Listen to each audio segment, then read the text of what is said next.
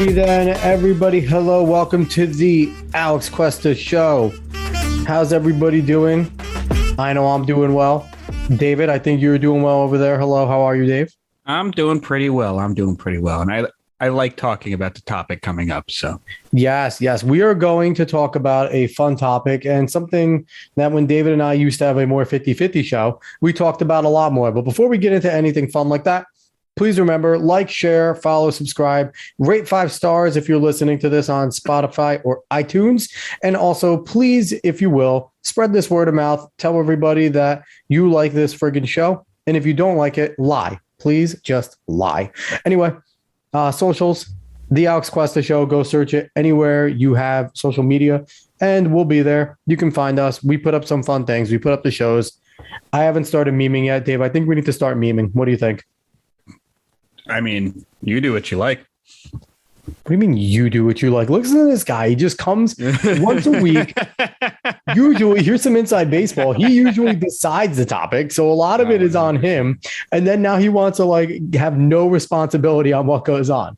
No, not at all. But so we're going to do something, we talk a lot of politics. We haven't been as much lately, Dave. I thought we had a great conversation last week with Hack No Cap talking about religion. That was a really, really fun show, a deep show. We're going to be a lot lighter today, probably a lot angrier because I have something already to rant and rave on that I did not realize. You're going to be a lot angrier. Oh, I'm going to be angry. You're going to accept my anger and understand it, but you're not going to echo it. Is that a good way to put it? Basically, yeah. But we're going to talk about some more sports stuff today. We've done it before, but we're not just a political show. We talk a little bit of everything. So we're going to talk some sports today, and specifically NFL free agency. Now I'm going to put this in I don't know what the word's saying, in reference, I guess, of what I want to say here. What do I want to say here, Dave? We're recording on a Wednesday. The show's going to come out Sunday. A lot can happen between Wednesday and Sunday. I'm not editing that out. I don't care if I sound like a retard. It's going to happen. But you always do anyway. I do anyway. So it's just a normal state of affairs. But so we're going to talk NFL free agency again. A lot can happen here to there, but we are going to rant about it because a lot has happened in just the first 3 days of free agency. Dave, the cap did go up this year, but only a little bit. I don't remember, and maybe we say this a lot, and free agency frenzies happen, but it seems that this year... It's because the cap is a myth. The cap is a myth. There were people that work ridiculous things. Saints and Packers, whoever their numbers guy are insane because both of them are in cap hell, and they're making moves. But it's just been fun to watch. We're going to first start off. We're going to talk about our Jets because we're Jets fans. So if anybody wants to skip ahead, I could imagine you're going to get a good 10, 15 minutes here. So if you just want to skip ahead, if you're not a Jets fan, you could skip ahead and then we're going to talk general. But right now we're talking Jets. Dave, in Bald Boys, we have to trust because right now I think Joe Douglas has the Jets in line to have one of the best, if not the best free agent periods out of every team in the NFL. What do you think? I mean, obviously there's a bias here, but I really like what he's doing. But the thing is, I mean, as I said before the podcast, actually, we're seeing a free agency process that has a plan to it. That's the number one thing. You could see Joe Douglas's plan through what he's doing in this free agency. He has the number he wants for people, and he won't go over it. We'll discuss that a little more with people that we missed out on and who we ended up getting instead. Yep. But he has a full plan. He knows what weaknesses he wants to hit before the draft, and he's doing it. He's doing it really well. At least it seems like to us. Obviously, we'll see what happens during the year. But from all the production we've seen from the people he's picked up, he seems to be doing well. So I was in a Twitter space 2 nights ago, led by Sack Exchange, and it ended up being a really fun Twitter space. It went on the first day of free agency from 12 noon to I think midnight, if not a little bit later. It was a marathon. And at the time that I got in, it was probably closer to 10:30, 11. I hung around for almost the end. But in there was kind of the who's who of Jets talk. You had Damian Woody in there. You had Rich Cimini. You had Tony Richardson. And all of a bunch of other Jets check marks jumped in and out too. And it was really cool because essentially the panel up top was Tony Richardson, Damian Woody, Rich Cimini, really giving insight. And I forget which one it was. It might have been Rich. It might have been Woody. But they were saying that what it seems like Joe Douglas's plan is, or what his plan is to address the major holes here in free agency so that come draft time when they have that number 4 and 10 pick, they could just kind of do best on board and not have to worry about filling a hole with the rookie that is a dire need, which is an awesome luxury. And it looks like something they're doing. Now, first, let's start, Dave. Let's start about who the Jets lost in free agency. They have lost some big names. They lost Foley Futakasi, which if you're not a Jets fan, you might not know that name. You won't know that name. But Foley Futakasi did essentially what, he did yeoman's work. He was down there in the trenches as a defensive tackle, and he was the guy that was a run stopper, was a double team taker, just ate up bodies and made plays. He wasn't the glamorous guy. He wasn't getting 60, 70, 80 tackles. He was getting 40 tackles, but those 40 were within 3 yards of snapping the football north and south, making those types of plays. So he's an important guy, lost a big guy. I got to say, I'm really happy for Foley. $30 million contract. $20 million guaranteed over to Jacksonville, which we'll talk about later. But you know what? Regardless of what Jacksonville has done, that's a good deal for him. It's a great deal. Happy for him. I'm very happy he got it. Yes. Then also another guy the Jets lost, which it was just happened today that they lost him. And I know the Jets were trying to get him back. Marcus May, free safety, drafted by the Jets. Very, very talented free safety. Marcus May is an extremely talented individual. He'll be remembered as a guy that kind of suffered from injuries, did a holdout, but he shouldn't be remembered that way. He should be remembered as a guy that worked his ass off for New York Jets, played very well. He gave his all to a not good team. To a not good team. And when the Jets gave away Jamal Adams and it was question marks whether Marcus May was actually as good as advertised, he stepped up. Mm-hmm. And he had the best year of his career and was everywhere. Now, the knock on Marcus has to be his health. He's been banged up a good amount of his career. Coming into the NFL, he was hurt. He got hurt a few times. He got hurt last year. Talent-wise, he's unbelievable. He goes over to the Saints, $28.5 million deal, $15 million guaranteed, a little higher than I would have paid him guaranteed-wise and year-wise. So I think you got a good deal for him. I'm happy Douglas didn't bring him back for that number. And lastly, the Jets lose a guy who was pretty important to the Jets. Any success they had last year, Morgan Moses. He went to Baltimore, $15 million 3-year deal, total guaranteed $5.5 million. He is a solid veteran, and he did his job last year at right tackle when Becton went down. They had to shift Font. Moses won that outright for right tackle the competition, and he provided. He wasn't great, but he was steady, and especially when they got rid of Van Roten and they brought in Duvernay Tardif, that was a solid side on the right side. They weren't going to move anybody too well. They weren't giving up a ton of sacks, but that was a reliable right side. So, Dave, out of the 3 guys we lost, who's the hardest to fill? Whose spot is going to be, or was the toughest to fill? We'll talk about but who's the toughest to fill there? The toughest to fill is Marcus May. Now it's Fatukasi. But because May just provided so much for that secondary, even though it was damn young. Obviously he wasn't there for a good amount of year, but still he was the veteran leadership, especially since you only had Ashton Davis and then starting to pick up everyone else at safety because all the bodies were dropping. But now it's Fatukasi, because Fatukasi, he was the hard worker in the interior D line. He's the grit guy. He gets in there and he does what he needs to do to stop runs, and he does it very, very well.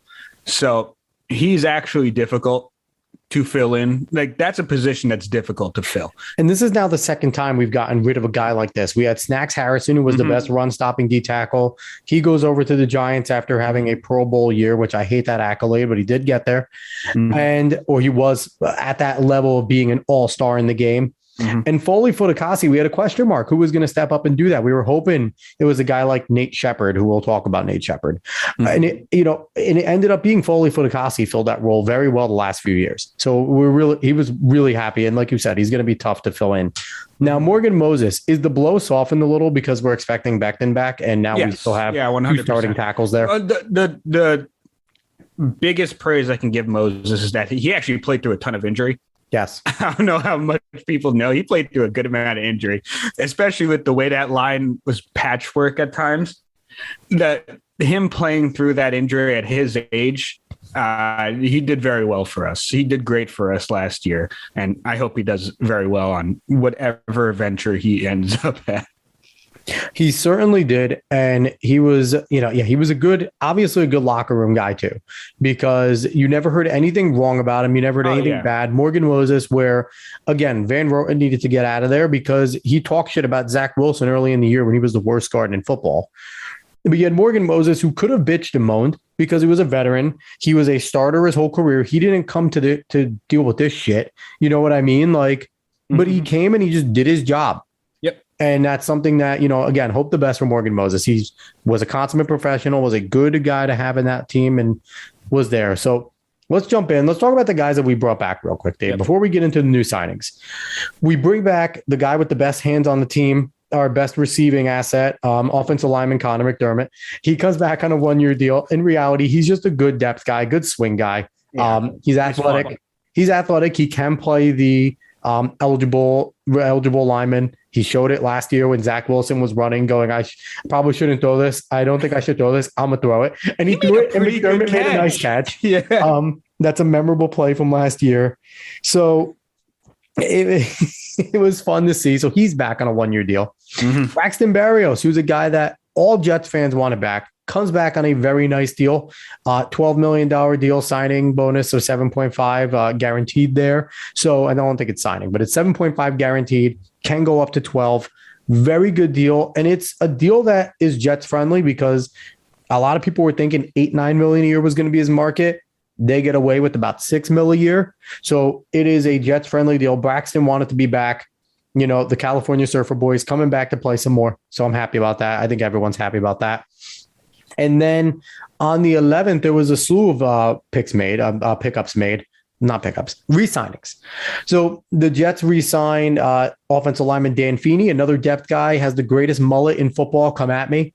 And him and Zach Wilson have the cutest love affair of all time. They go to Islanders games and they look like they're about to make out, and it's adorable. Dan Feeney and Braxton Berrios are also apparently very good friends now. Apparently. So that's a good locker room move. And Dan Feeney's a guy that no one's going to fuck with on the team. So Braxton and Zach Wilson could probably just be little goofballs, and Dan just stands there. I guarantee that's what goes on in that locker room. They bring back defensive end Tim Ward. I don't really know too much about Tim Ward, but good for you, Tim Ward. They bring back wide receiver Jeff Smith. David and I were talking. He's a guy that maybe catches 20 balls a year, but those 20 balls are first downs, and they're kind of the Jeff Smith's good enough to steal your spot, but not good enough to hold on to it. So he's always the threat. Like, listen, you're not doing your job. You missed that route. Jeff, get in. And then Jeff gets a 15-yard slant, gets the first down. They're like, all right, Jeff, get out. And that's his role. But he's a good enough backup guy. And then an interesting guy they brought back, cornerback Javelin Guidry. Guidry was a guy that fought for the starting slot spot, the nickel corner with Michael Carter II. So, or Michael Carter III, second. So I'm trying to think. He's not the second Michael Carter. I'm not doing that to you, Michael Carter II. You're both equally important to me. But they bring back Guidry, and it was interesting to see where he fits in. So, Dave, it is important though that he was a rookie last year, along with Isaiah Dunn and Eccles, and all three of them are back, and along with Michael Carter. So that's pretty cool to see. So those are the guys, and also kicker Eddie Pinheiro, who finally stopped Jets fans from pulling their fucking hairs out about kicking. He was finally just solid. So we got our kicker back. And hopefully they don't pull a Jets and just cut him for no fucking reason. So we shall see what goes on there. Dave, guys we brought back, you got to be the happiest about Berrios. I think we all are the happiest. Yes, but I just want to remind you forgot someone. You forgot Tevin Coleman. Oh, he wasn't even listed on there. Yeah. We brought back Tevin Coleman. Did bring back Tev. 1 year deal. I very much enjoyed the way he ran last year. Obviously, he's older, but he still runs hard and he still falls forward. So That's a great asset to have, with especially spelling Michael Carter. But yeah, I'm most excited about Braxton. He brings a certain element to the team. Like, if you get the ball in his hands, if he has one man to beat, it's a scary time for that one man, because if you don't make that tackle, he's out. He's that fast. He also helps out a guy like Elijah Moore because they run a gadget offense. And it also doesn't only have to be on Elijah to run the gadget plays. He understands the playbook as well. He did it very well last year while Elijah Moore was gone. They run a lot of that jet sweep motion on the West Coast offense there. And he does it. You know, he's not as dynamic as Elijah Moore, but like you said, he can make a guy miss and he can get a big gain. He's got a bunch of big chunk plays last year. So he's just so damn fast. And the chemistry he has with Zach Wilson, you could see it on the field. And especially in that Bucs game, my goodness. And fan favorite Braxton. He has a very adorable puppy. So a bunch of people wanted back. And that's something that, I know a lot of Jets pages have been talking about this, but that's something the Jets haven't done in recent years, is they didn't bring back the players that exceeded during the time. Yes. They let them go. We never re-signed those players. Now we're re-signing those players that actually achieve something good while here. And Leon Washington and Brad Smith are two guys that come to mind that fit that exactly, where Leon was our great running back. I think injuries played into him going more, but still. And Brad Smith was the gadget guy, very similar to what Braxton Berrios was, the backup receiver, gadget, played a little quarterback, had some fun with him, was extremely dynamic, but when time came to pay him a little bit, they didn't do it. Mm-hmm. It's nice to see him pony up and make a good deal. Yeah. All right, so let's run through the acquisitions for the Jets, and then we'll move on to everyone else, because again, people are probably already tired about hearing about the Jets. But yeah, they have a lot of big ones in our eyes, but they might not be big in others. But let's talk. Laken Tomlinson's a big catch. He's paid the most out of everyone that they got. He's a guard, going to be a starting right guard, even though he played left his whole career. You're not moving Vera Tucker. Mm-hmm. He's going to be starting on right guard, which Damian Woody in that space said it's going to take some time to learn, but it shouldn't be a problem. Laken is a veteran. Especially because LaFleur's offense is going to be similar to the Niners' offense. He's not going to have to pick up anything different. So he signed for a 3-year, $40 million deal, $27 million guaranteed. I mean, that's a good deal. That's a good deal for Joe Douglas, getting in a veteran that is very talented. He's 30 years old, but he has a lot of skill, and he could definitely, where the left side is going to be the strength, whether or not you put Becton or Font next to him, it's going to be a very strong group. There's going to be no holes on this team, especially running the football. Mm-hmm. And McGovern, when he has that talent around him, is still a very serviceable center. So two guys we brought in on the defensive side that are really important. We talked, David, about filling in Marcus May's position. There was flirtation with Marcus Williams to come over as the big acquisition safety. He ends up not coming over, and we'll talk about his deal where he went, but he ended up getting, what was it, $18 million a year? Something like that? I believe 16 mil, something. It was a good amount a year. The Jets decided he was too expensive. They went after Jordan Whitehead, who is the safety from Tampa Bay, former champion. Yep. And he's over on the Jets. They got him for a $14.5 million deal. And I don't see any guaranteed money here. So it's a $7.25 a year.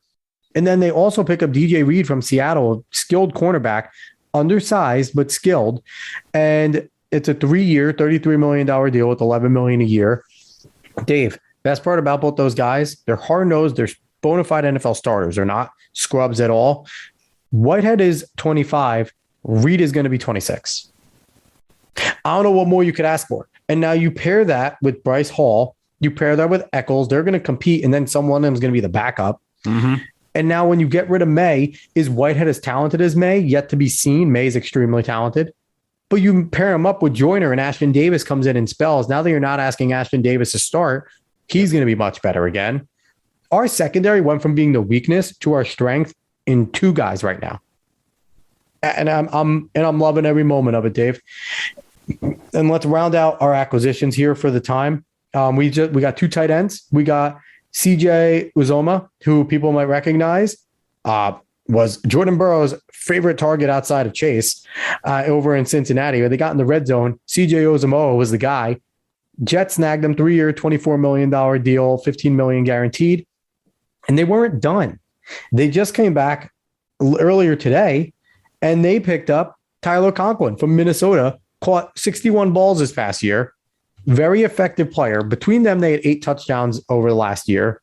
And they just came in while we were doing this show on his contract, which wasn't available.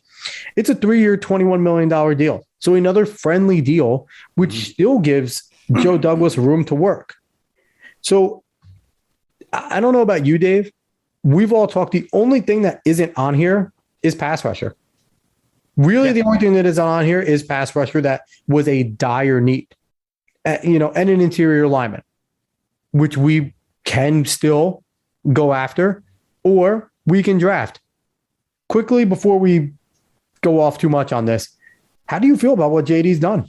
I feel really good. I brought it up earlier. He has a plan. He's attacking the weaknesses the Jets showed last year, and he's attacking them with mostly younger guys, especially on that defense. Like you said, 25 and 26.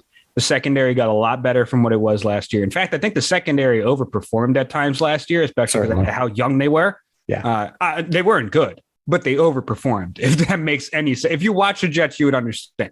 But they weren't any good, but they did better than what you could ask for. And quickly, they had a lot of bend not break moments, and the offense struggled a good amount. So these young guys were asked to get on the field a ton, and they performed pretty well. Keep going, Dave. Sorry. But, and especially, we talked about the tight end room. I love all the praise for Laken Tomlinson, because I'm not going to talk about him too much. He's great, but not a lot of people want to hear about line play. You already talked about it. Laken Tomlinson's going to be great. But the tight end room was something that was very, very bad for us. I don't hate Tyler Kroft and Ryan Griffin. They're just not very good.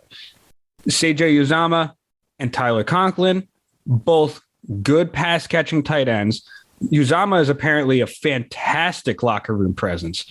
And that's one of the things that Joe Douglas also wanted to hit on, both Douglas and Saleh, is building a culture, building a great locker room presence. And Uzama and Whitehead, actually, have Reed been in the Super Bowl as well? Was Reed on the team? Oh, I don't think so. I don't think so. But at least Uzama and Whitehead have been to the Super Bowl. They know what it takes to win in the playoffs. They can bring that mentality. Like, here's something that we did. Here's something that we thought about on our playoff run. And there's something to be said. Successful runs. Something to be said about Reed playing alongside a guy like Bobby Wagner. If you really want to bring some, Bobby Wagner has a pedigree. He's won a championship, and he was the leader of that defense. So his demands are probably high. Yeah. So there's something to be said about that. Yeah. So, but that's the thing. That's the thing about these additions, is that not only are they good, productive players, but they also bring some kind of locker room leadership for the most part into what's still a young team. Certainly. So we are obviously happy about what the Jets have done thus far.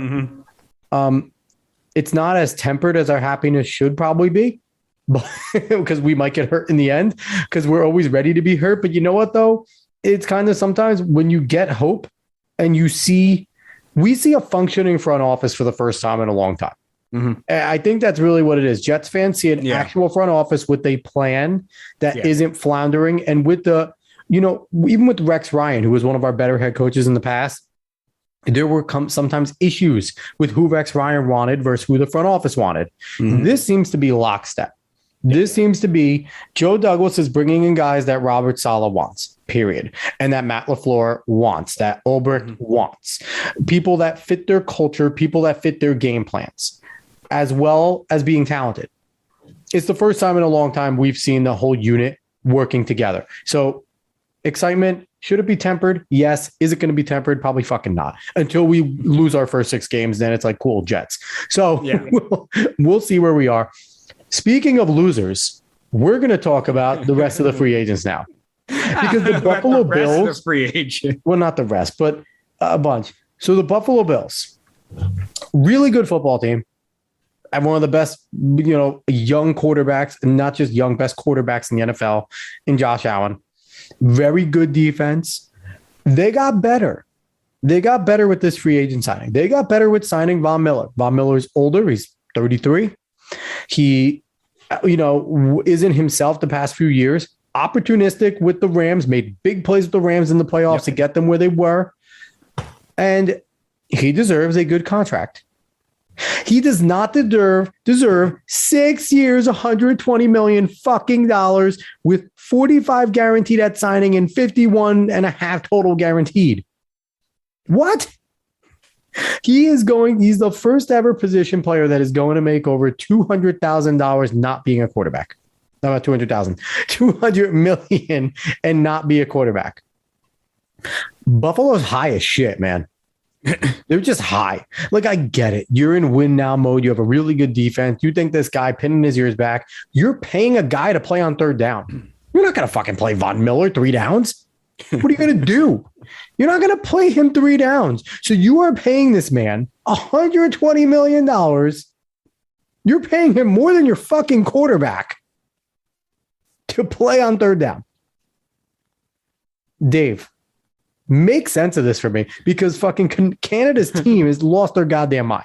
The funniest part about this is when you first saw it before recording, you thought it was a typo. So you had to go see if it was real. I checked this new site.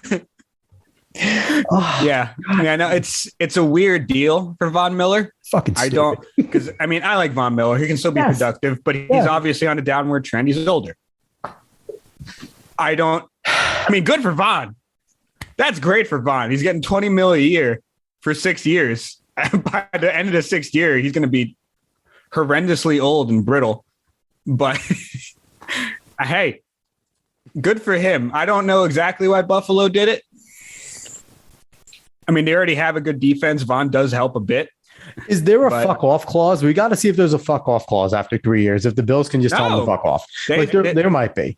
So on the website you gave me, the potential out, there is no potential out. There's potential outs for other contracts, not for Von Miller. I don't know. There's got to be if Von is moving around like the sphincter might fall out, we can cut him. Maybe, who knows? Or maybe they might just be ready to take the cap hit because they're if we're not winning a Super Bowl by 3 years, we're probably going to be fucked anyway. So maybe. I don't know. Who knows? What the hell? This is the worst deal of my life. This is probably worse. Oh, I don't know. This is the worst deal I've ever seen. The worst deal I've ever seen. Easily. You're paying. This is like Michael Jordan coming back into basketball right now and becoming the highest paid player. Right. I don't know about right now, because he could still drop 10 a game. Michael Jordan at this point in his life could still drop 10 a game, especially in this NBA where you can't touch him. I don't know if I can argue against that, actually. He's a bigger boy, too. You can imagine Michael's post move with that fucking gut smacking into you. It ain't happening. Anyway, and he's high as shit all the time. So Michael Jordan would succeed. Anyway. No, this is a terrible deal. This is an absolutely terrible deal. But moving on to another terrible deal, which actually looks reasonable at this point. Christian Kirk was signed by the Jacksonville Jaguars. Now, Christian Kirk's a nice player. Had a very good year last year. Almost got to 1,000 yards, but I guess almost getting to 1,000 yards makes you the highest paid wide receiver in free agency. 4 years, $72 million with $37 million guaranteed at signing in total. They're paying the man $18 million a year. Christian Kirk is a bona fide, borderline second option, really good third option on every team in the NFL. He wouldn't be the best wide receiver on the goddamn Jets. And this man is getting $72 million in 4 years. Dave, again, make sense of this. I know you want to go at Buffalo for what they did with Von, because it's worse. Ridiculous. This is it better is worse. Than Buffalo. No, this is better than Buffalo. But the thing is, if you stack up everything Jacksonville's done so far, they don't care in this free agency. They're just all right, throwing money everywhere, pick up everyone possible, and let's see if it works, because we don't want to kill Trevor Lawrence. That's basically what it seems like. We could just go down what Jacksonville has done so far right now. If you want, I could bring up. Let's bring up Jacksonville and let's see what they've done, because they have done things. They've spent something like $200 million.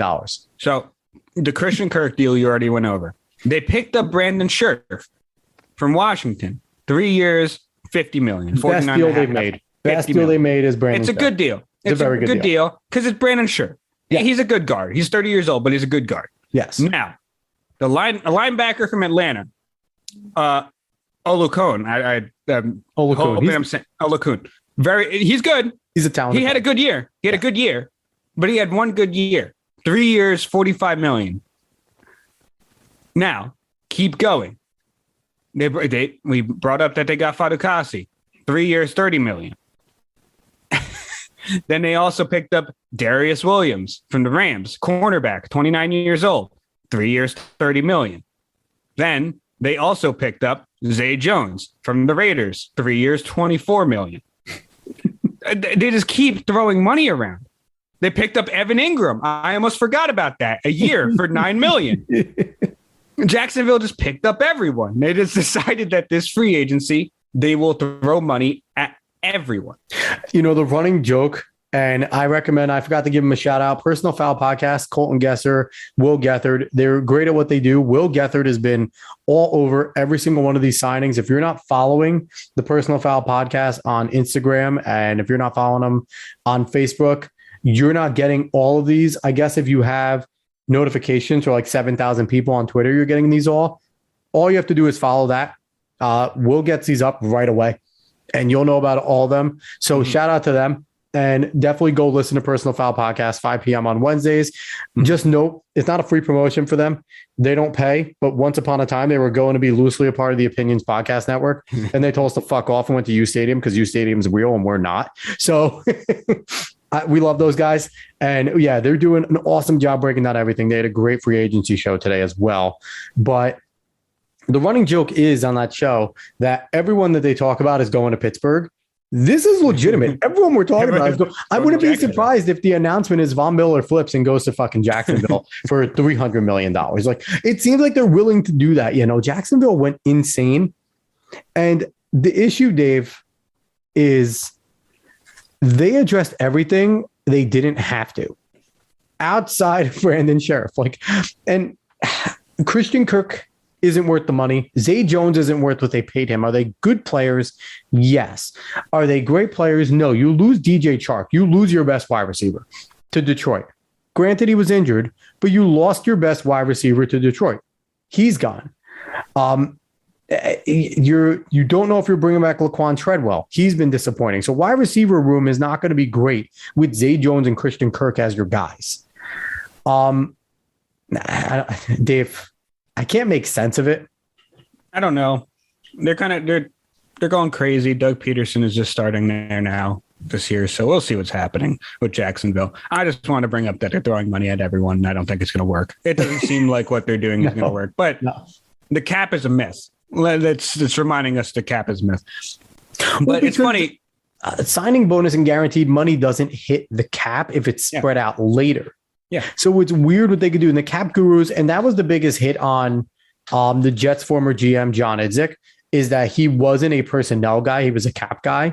So the Jets were like $50 million under the cap every year, but they didn't fucking have anybody. They would just have like big deals, and they would sign people, and it would be like, oh, instead of paying the guy $30 million, we're really going to pay him $10 million this year.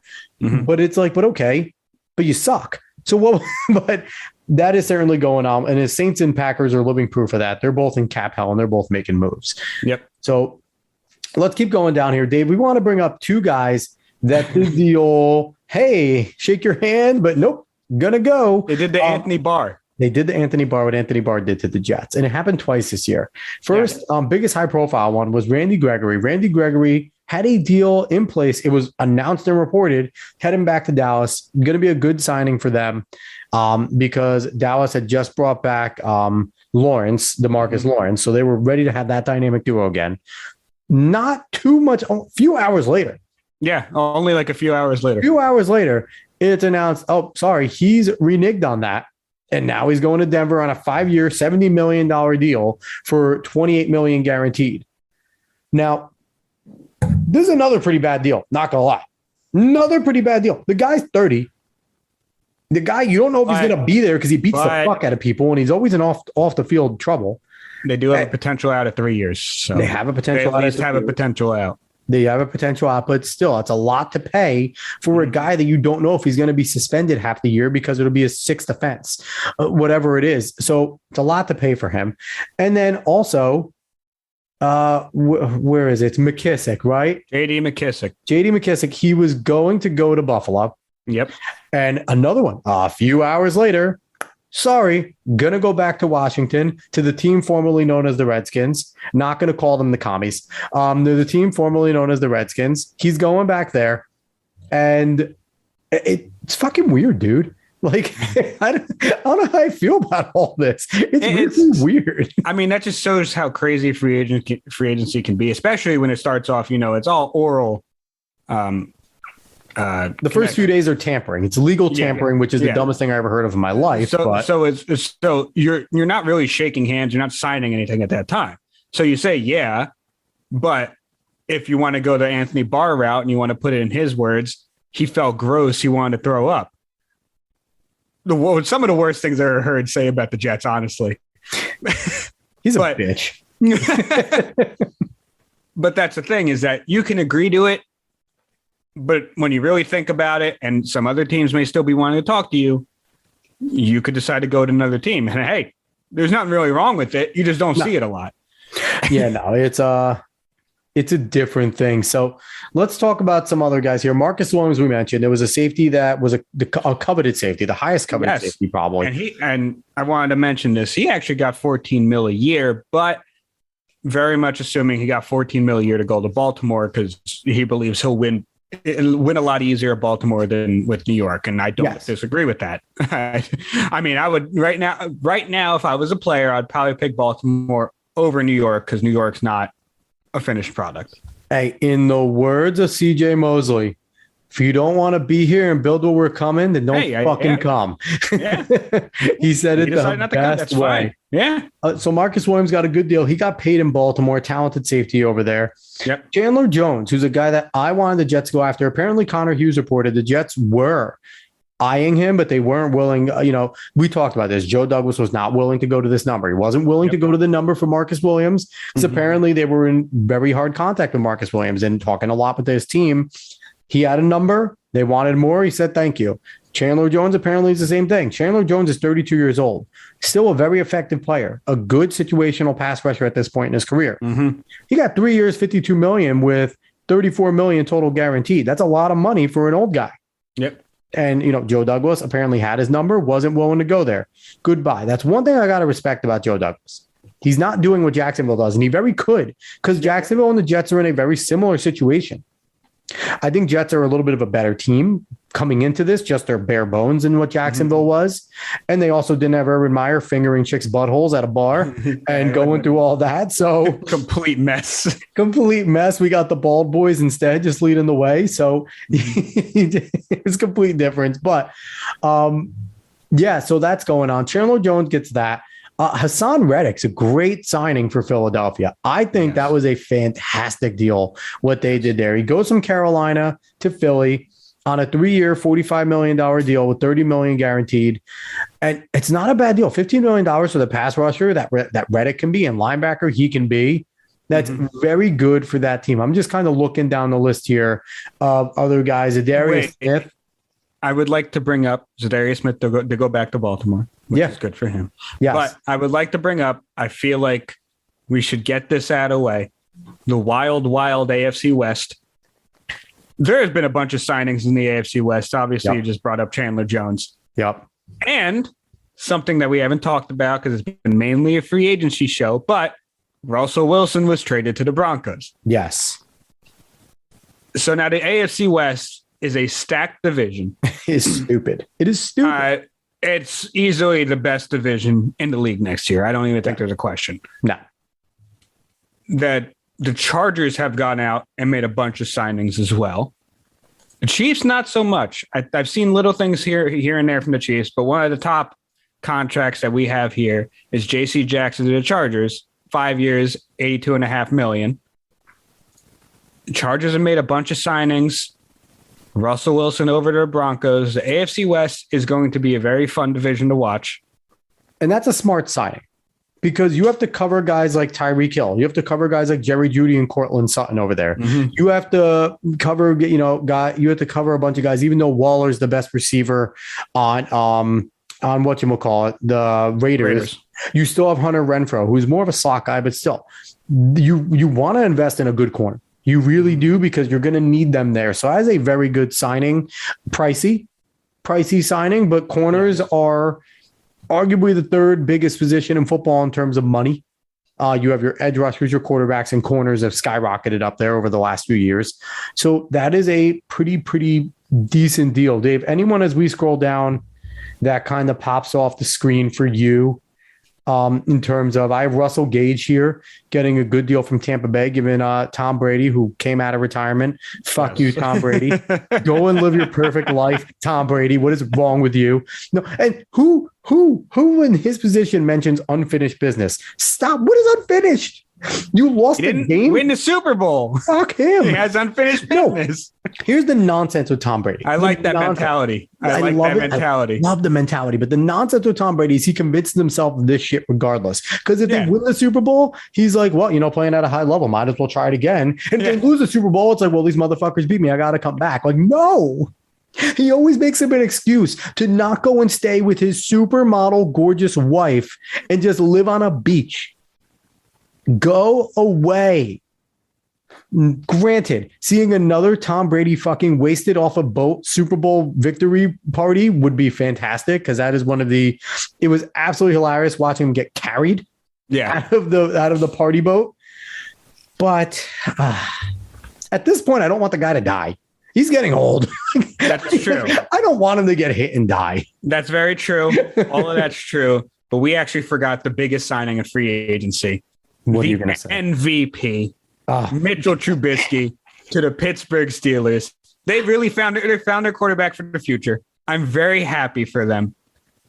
I'm very, very happy for them. They're going to be great. Let's not forget that playoff game that they lost to Philly in the double doink. He threw for 300 yards. Mitchell Trubisky is going to be great for the Steelers. Are you kidding me? He's going to come in and he's going to throw amazing. And a bunch of happy Steelers fans waving terrible towels around. I'll tell you that. So when do the Nathan Peterman comparisons start with him? They actually, I don't think that'll start. Mitch is not as bad as Nathan Peterman. He has Eli Manning interception leader of the league potential. Here's the deal. And here's the thing that I went into. I'm mentioning Twitter Spaces a lot, but they're fun. Go try them out, everybody. I went into Colton was running a Twitter Space. He also writes for Steeler Nation, and he does their Twitter Spaces all the time. I went in there, and all it was Steelers fans trying to convince themselves this was a great signing. And I just came in with the cautionary tale. And I said, as a Jets fan, I've been here before. Because what have we heard?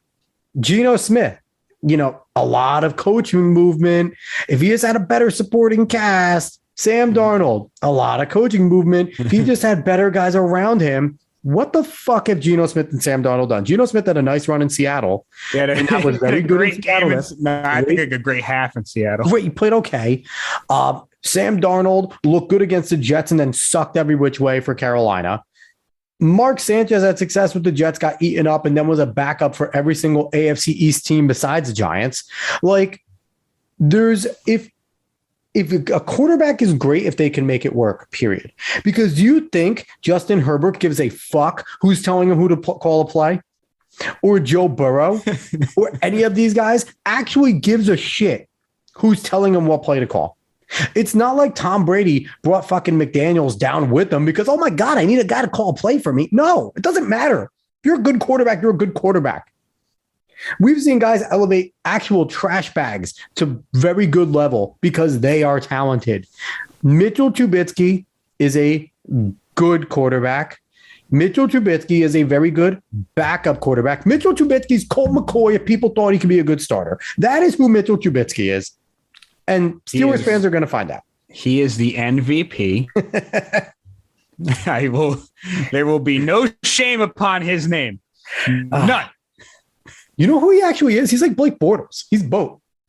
He's like Blake Bortles. No shame upon the boat's name either. He's a little boat. You are going way too far on this podcast. The best thing is, Dave, Big Cat actually went into Colton's Steeler Nation space, and Big Cat just lied to them for a half an hour because he's a Chicago guy. Yeah. And he goes, Trubisky just can't roll left and he can't throw left, so don't ask him to do that. But if everything's on the right, he's fine.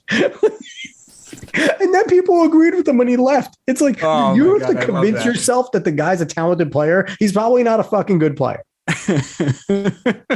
That's it. They were ready to roll with Dwayne Haskins, so anything looks better at this point. So I guess so. Honestly, I would have been interested in other QB moves because there are other things that are going to be done during this offseason. But I think we should round this out with some rumors and something that has seemed to have broken Baker Last Mayfield. thing on a serious note, before we go into rumors, interesting signing that I find very interesting. Tyrod Taylor going over to the Giants. Yes. 2-year, $11 million deal, mostly guaranteed, $8 million plus guaranteed. It seems like a veteran going in there, but this tells me that they are alarmed at Daniel Jones' development. They are hopeful that he's going to be able to do well with Daboll and this new group. But if he's not able to do well, you can at least get a guy in Tyrod Taylor who knows how to win football games. He's a dink and doink guy. He's good with his legs. He doesn't really take the big chance, but he's a proven winner in the league. He's older. He can help Daniel Jones in terms of how to prepare. But man, he's another one. Giants fans are trying to be hopeful. Daniel Jones don't got it, people. He can't feel the rush. He fumbles the ball. Two things you can't do. Again, Jets fan here. Hi. Experience that. 3 fucking quarterbacks in a row. Experience that. If your fumbles are your issue, if taking care of the football is your issue, you don't fix it. Tyrod doesn't do that. Tyrod's been successful everywhere he's gone. Even when he had a punctured fucking lung and almost died. Successful, yeah. And almost died. He's had a bit of string of bad luck, but he's had a string of bad luck, but he's a good quarterback, and that's a threat to Daniel Jones. That needs to, if that doesn't light a fire under Daniel Jones' ass, and then I don't know what will. And I think Tyrod Taylor is a starting quarterback after week 7 in New York. Yeah. And I mean, it's kind of almost a similar thing with Teddy going over to the Dolphins. But yeah, they don't like Tua there. They hate Tua, actually. I feel bad for Tua. They fucking hate him. But I'd like to step onto something that has actually apparently broken Baker Mayfield a little bit. Baker. There were rumors of the Browns. Actually, not even rumors. I'm pretty sure it's confirmed that the Browns are talking to Deshaun Watson's camp with the possibility of getting him. And Baker put out what seemed like a lengthy post. I didn't read it. I don't read anyone who's going to put out a lengthy post, honestly. I actually read it. There's no reason. I read it. You asshole. You could do this in like any other way other than putting it on Twitter. I don't need to see that. But Deshaun Watson's been tagged with exactly. Deshaun Watson's been tagged with many teams.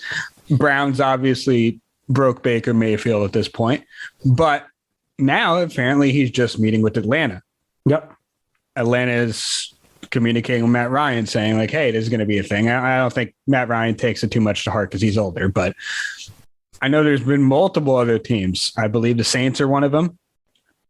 And he's mentioned he wants to go to Indy. He wants to go to the Colts. That is his desired destination. But and the Texans won't do that. But what you mean the Colts? It's the Colts. Yeah, the Texans. Yeah, but Texans won't give him the Colts. I'm talking about Baker though, not Deshaun. Oh, I'm talking about Deshaun. Oh no, I moved on to Baker. I'm still on to Baker. I'm not. I was going to get on to Baker later because Deshaun Watson is the interesting one here. Okay, Deshaun, go ahead. I did not follow. I kind of zoned out. You mentioned Baker, and I started to get real sad for him. Yeah, of course. But but he's been rumored to go to multiple teams. Yes. Obviously, that's happening because he was. Wow, I'm forgetting the word. Because he had the allegations placed on him, and now he's free and clear from all criminal charges, allegations. Yeah. He has civil court. He has civil things. Now, quickly before you stop there, people are thinking, and I think the NFL might do this because they're fucking stupid. They might suspend him early on. What are you suspending the man for? What is he getting suspended for? Yeah, at that point, you waited for criminal charges to see what happened there. At that point, if you're going to wash your hands after that, then wash your hands. Let him play. There's no reason. Yes. If you want to keep going with the civil cases, then keep going with the civil cases, but just make your choice. Yeah. Either way, he's been cleared on criminal charges. So that is a hot commodity that honestly, I mean, there's talks about it, but it's not as big as it would be. Yep. But that's a very interesting monkey wrench that will be thrown into a certain team at one point. And it'll be very interesting to hear what happens there. But like you said, Baker has interest in going to other teams. He said he'll stay with Cleveland for as long as they want him. He's basically, like I said, he's a broken man at this point, it is unfortunate. But he's given his heart and soul to that team. He's given his heart, and it is part of the business. He did say if he has to go anywhere, his desired destinations going to the Colts, and the Colts did just trade Carson Wentz over to Washington. So it seems like they might be making room. I think if you're the Colts, though, you got to ask Taylor who he wants and who they want him to go out and try and get. realistically, because, Jonathan Taylor is that team. Mm-hmm. He was a potential MVP candidate. He was an MVP candidate. He was right there. He had one of the greatest seasons of a running back. We don't see factor backs like that anymore. Mm-hmm. And he was an absolute throwback feature back this past year. I don't know. Baker, apparently the GM has come out and said, we're going to try and find the destination that Baker wants. And they're not getting Deshaun. Right now, the Browns are out of the Deshaun Watson sweepstakes. So they went and they fucked with their franchise quarterback, who hasn't been amazing, but he has not been bad. And now you're in a situation where the Browns might have done the most Browns thing ever and be quarterbackless by the end of this. I don't know, man. To me, the whole situation's funny. Honestly, the whole situation's funny because I know Baker's going to be fine. He's going to get paid somewhere else, like as long as he's not awful. But he'll be fine somewhere else. It's just hilarious to me that this happened, that they just decided. Because honestly, I did not think they would even try for Deshaun Watson. And they made it public too. It's not even like they were just like, oh, we're putting. It's not even like they played the smoke screen of like, no, we're just putting out feelers. We're doing our due diligence. He's a talented player. No. They were flat out like, we have a package prepared. Baker, you're in it, bitch. Like, oh my God. Yeah, no. And it seems like too, like when you pick up the phone, it seems like Houston's hell-bent on getting him out of the AFC because they don't want to see him. Oh, yeah, I wouldn't want to see him either. It's like, go away. Shouldn't that be the first thing you ask? Like, hey, you willing to deal him in conference? No, okay, click. Like, it's got to be like the first thing you ask. I feel bad for Baker. Any other rumors that you want to tackle here? Because, man, that sucks. The Deshaun situation is going to work out. Whoever gets Deshaun is going to be really happy. Because he's still going to be a top 5 talent. He's going to come in and remind everybody why he was on top of everyone and everybody else was next. He was the next guy. And then when he went, Patty Mahomes kind of took it over completely. I would say Patty was still above him. They were. No, Patty was above him. Yes, but the argument was made that he only had D-Hop and nobody else. So we didn't know. So we knew like that argument, but whatever. I love that argument. Fuck you, Dave. But so let's go over quickly some of the people that are left, big names that are left, and where they might end up. Allen Robinson needs to wear green and white. I'm just going to say he's not going to wear green. He's not. But Allen Robinson's out there. He's a huge wide receiver. Bobby Wagner, obviously, we mentioned. Julio Jones was just released today. Julio Jones is 33, but he was released. Yes. He can still be effective. Nate Solder was terrible for the Giants. He's out there. Jarvis Landry is probably the most interesting guy to me because he's still a 1,000-yard receiving receiver. Extremely talented guy. Odell Beckham's still out there. Dante Fowler out there, 27-year-old defensive end, underwhelming but talented. Tyrann Mathieu still out there. Landon Collins got cut by Washington, could still be a pretty good player.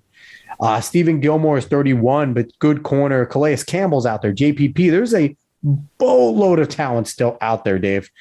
Any of the names that you see going down that are you surprised? Will Fuller's out there, still sitting out there and not getting picked up yet. And is there anyone that you think is going anywhere? I forgot that Juju is a free agent. Juju's a free agent. Melvin Gordon still out there, 25. He's still out there. He's a pretty good receiver. Melvin Gordon's still out there. Definitely had a revival to his career last year. Played well. Patrick Peterson's still out there. There's a lot of talent. Jadeveon Clowney's a free agent.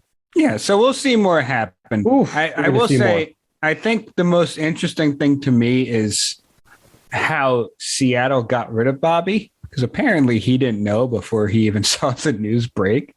So I don't think that's great for Seattle. Well, it's especially mounting on the fact that like Russell Wilson wanted out of there as well.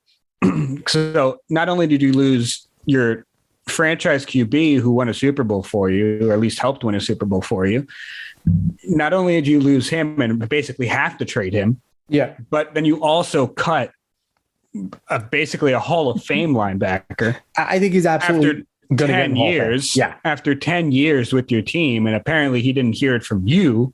He heard it from breaking news. Yeah, it's not terrible. From you. That's not great. And even Cordarrelle Patterson's out there, by the way, which is a real interesting name. Hey, there are a bunch of interesting names out there. We'll see people picked up. Ryan Fitzpatrick's still out there. So he's mulling retirement. I know that. I know Ryan's mulling retirement. He's 39. He better be mulling retirement. But I think that Brady comes back now. He kind of has a chip on his shoulder. He's going to be like, nah, I'm going to play. Fuck Tom. I'm going to try and outlast him. I don't want to leave while he's still here. He has to come out and say that, and then someone will pick him up. So last thing, you mentioned Seattle. Before we close out, I think we got to close this out. Yeah. You mentioned Seattle. Interesting thing happened with Seattle. Colin Kaepernick just put out a video. He was working out with Lockett and on shorts, and then everyone coming out, of course. Oh, he looks great. Whatever. But, putting out disclaimer here. Colin Kaepernick doesn't belong in the NFL. Maybe he did a year or two after all that shit happened because he was still in good shape.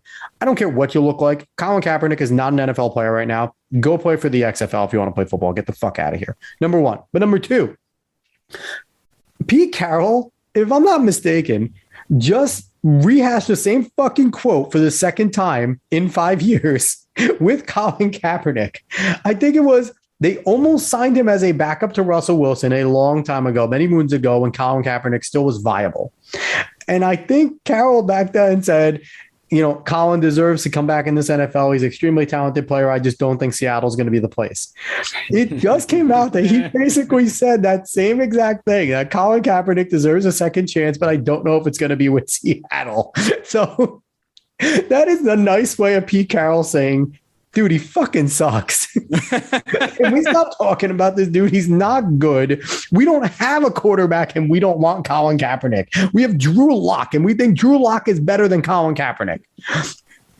That needs to shut the door on Kaepernick. Outside the fact that he only is trying to make himself stay in the limelight, that these dumb fucking workout videos have nothing to do with him wanting to play football, that they're only there for him to get attention. On top of that, you have a team. Before, maybe with Russell, it's like, oh, yeah, we're not going to bring him in for a backup. Fuck that. Like, whatever. He brings too much shit for backup. They don't have a quarterback. They have Drew Lock. Drew Lock basically throws with his feet. He fucking sucks. And you're not in Kaepernick. He can't get on that team with a friendly guy to him. Cap apparently called him. I want to be a fly on the wall for that conversation. It's got to be like, listen, Colin, you haven't played. We have no film. You won't even go into smaller leagues.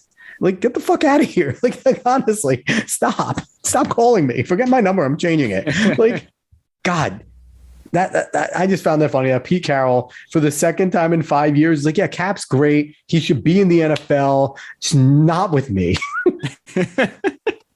He belongs somewhere else. I didn't realize he basically said the same thing. Basically the same exact thing. Like, they were so close to signing him, and he's just like, he's a great player, deserves a chance. Just not going to be here with us. We like our locker room. We like our team right now as it's made. And then he comes out again. Is like, he deserves a second chance. Not with Seattle though.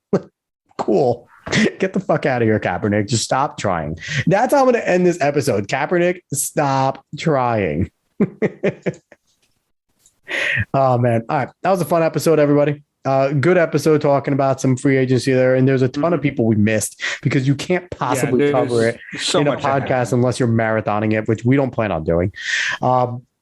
If you enjoyed what you heard, you enjoyed a nice little switch up from politics, please like, share, follow, subscribe, rate 5 stars if you're listening on Spotify and iTunes. Spread this word of mouth, and always go find us on the socials, The Alex Cuesta Show. We'll be there. You'll be square. I don't know if that's how it goes, or I don't know.